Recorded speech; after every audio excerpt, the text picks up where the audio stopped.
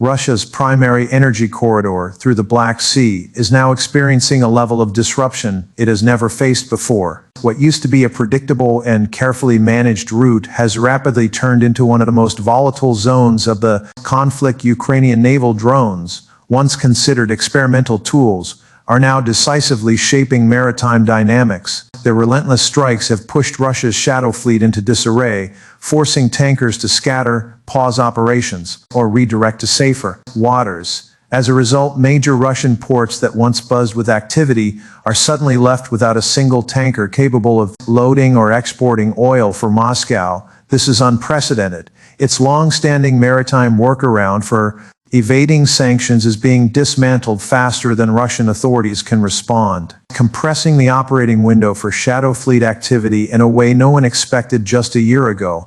The recent attacks on the tankers Karas and Virat underline just how serious the situation has become. Both vessels were empty and heading toward Novorossiysk for refueling when Ukrainian sea drones struck their engine rooms. With pinpoint accuracy, the resulting fires forced the crews to abandon the ships, leaving the tankers burning helplessly at sea. After the strike, satellite and palmed tracking data painted an even clearer picture.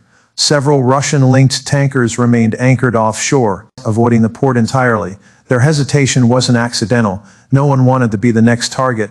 Russian economists quickly stepped forward with a warning that reached far beyond the immediate damage. The real breaking point might come from insurers series, where the situation becomes critical for Moscow if insurance companies decide to withdraw coverage and ship owners refuse to expose their vessels to active conflict zones. Russia could suddenly lose access to a significant portion of the nearly 500 tankers it depends on to move sanctioned crude. And remember, almost half of Russia's shadow fleet isn't even Russian.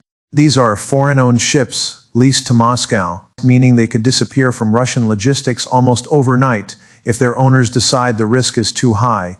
Economists in Russia now admit that losing these vessels would be the most devastating consequence of Ukraine's maritime strategy so far. But what's even more striking is that the pattern is no longer confined to the Black Sea. The crisis is spreading. Off the coast of Senegal, the tanker Mersin is sinking after suffering a violent internal explosion.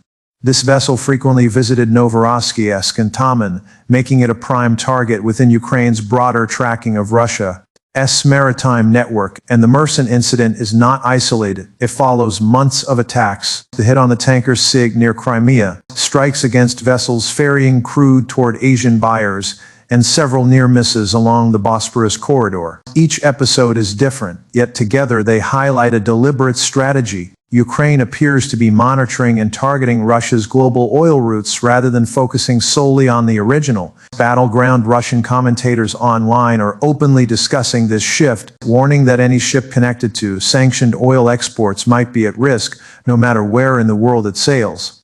At the same time, Europe is taking aggressive steps of its own, with Russia rejecting major elements of Washington's latest proposal. The U.S. signaled a new wave of tougher sanctions, ones that broaden liability for any company helping facilitate Russia's oil shipments. Brussels has moved in parallel. The European Union is preparing the legal basis to intercept stateless or improperly flagged tankers under Article 110 of the UN Convention. Previously, such interception was limited to clear embargo violations, but the new approach is far more expansive right now. At least 16 vessels fall under these new criteria, and officials expect more tankers to join the blacklist in the upcoming sanctions package. This shift will dramatically reshape the operational environment in the Baltic Sea. For the first time, European coast guards will have the authority to halt, inspect, and detain Russia-linked tankers in international waters, mirroring the increasing pressure Ukraine has applied in the Black Sea. European leaders are also looking beyond sanctions. They are paying close attention to a new security concern, one that connects battlefield technology with maritime risks. FPV drones on the front lines routinely travel nearly 40 kilometers, and Iran's Shahid drones have demonstrated that container-based launch systems can be placed on civilian vessels. Intelligence reports now warn that Russia might attempt a similar approach, using shadow fleet tankers as covert launch platforms capable of threatening European ports, energy terminals, or airport infrastructure. This fear is not exaggerated. Shadow fleet tankers already operate with limited oversight. Ownership details are murky. Documentation is often inconsistent, and identification systems are routinely switched off. This lack of transparency leaves a large gray zone that hostile actors could exploit in a crisis. EU member states are now rushing to close that gap, tightening regulatory and security controls, while Ukraine's latest strikes add even more urgency. When we look at the broader picture, all these developments point to a major turning point in the maritime phase of the war. Ukraine has effectively turned the Black Sea into a danger zone for Russian oil shipments.